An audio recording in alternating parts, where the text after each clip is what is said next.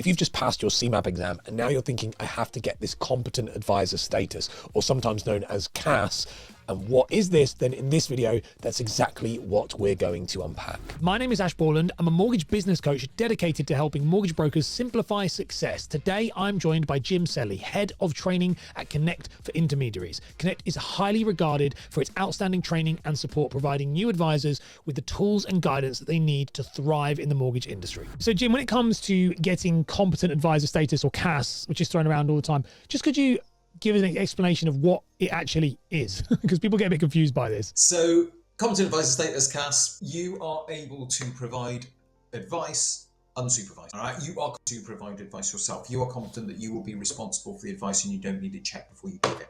That's what CAS is in a nutshell. So it's having that authority to be able to recommend a product for a customer, and it's right, you don't need anybody to check it. Okay, that at a high level is what CAS is. In terms of how to get it, different networks and employers will have different rules. Generally, it's about quality of submission cases. So when you do your first cases as a new broker, whether you're in an employed role with one of the big firms or whether you're in a network that will allow you to come on board and get CAS status, like Connect, then it's about having your cases checked in the early stage. So you would carry out fact finding with the client. You would then go away, do your research and analysis, make a recommendation, but that would be checked before you go back to the client with it. All right, because it must have an approved CAS status person that's okayed that advice. They don't have to verbally give it, but they are effectively saying, I'm okay with that. So you've got a CAS voice on there. How do you get it? As I say, it varies. Generally, most places will work through file audits. Okay, and file quality. So they might say, or I'll go with what we say.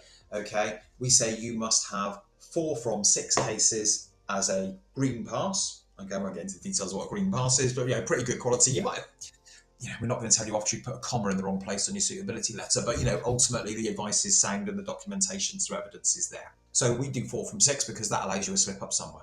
All right, and some correction, and that's all part of the learning curve. So we do 4 through 6 to get you to what we call preliminary CAS, then we take the shackles off a little bit more, and then 4 from 6 again to get you full CAS.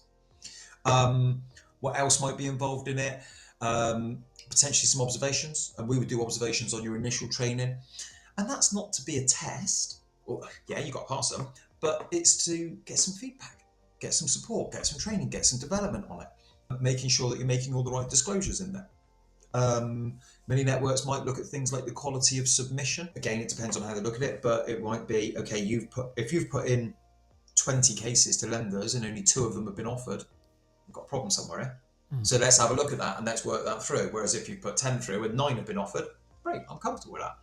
Complaints record, other bits and bobs can come into it. But fundamentally, it's for the network, who ultimately answers to the FCA on your behalf, or the firm, if you're directly employed, who answers to the FCA on your behalf, to say, we are comfortable that this person is licensed to give advice. This person is competent to give advice. How long does that roughly take normally? How long would you say from your people that come through, your students come through your academy? I would say for a brand new entrant, 6 to 12 months. Yeah. All right, 6 to 12 would be about reasonable. I'd be surprised if you could get it in less than 6 months as somebody brand new coming in, because, and you probably shouldn't, okay, because you're going to need that weight of numbers behind you, okay, to get it. If it's getting to more than 12, then we might say, okay, well, what are we doing here? How can we try and increase it? What support is needed and so forth to get you to that? But 6 to 12 is a pretty good benchmark, I would say, for CAS status. I think, I just on that, I think your preliminary CAS and your normal CAS, that's a really great way of doing it. Like, many places don't really do that. It's very black and white. And actually, even the 4 out of 6, I think that's really human approach to it as well, because you do see many that, I won't name networks names, but on who only Connect in this one, but because it's going to be negative in what I say the other one. But I was at a network and once, and it was very much like every time you did a slight mistake, it would kick you straight back at you to start again. So I think it's a very human way of looking at it.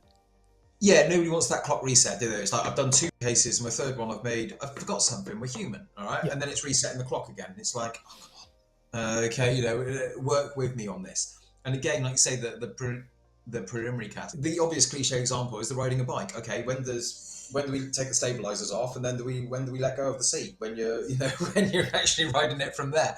And so it's steps, and it's development. And what we don't want You know, would you rather have somebody that checks your stuff for a bit longer, or suddenly the dreaded complaint where you've got something wrong and, you know, and so forth? So it's a gradual release of responsibilities.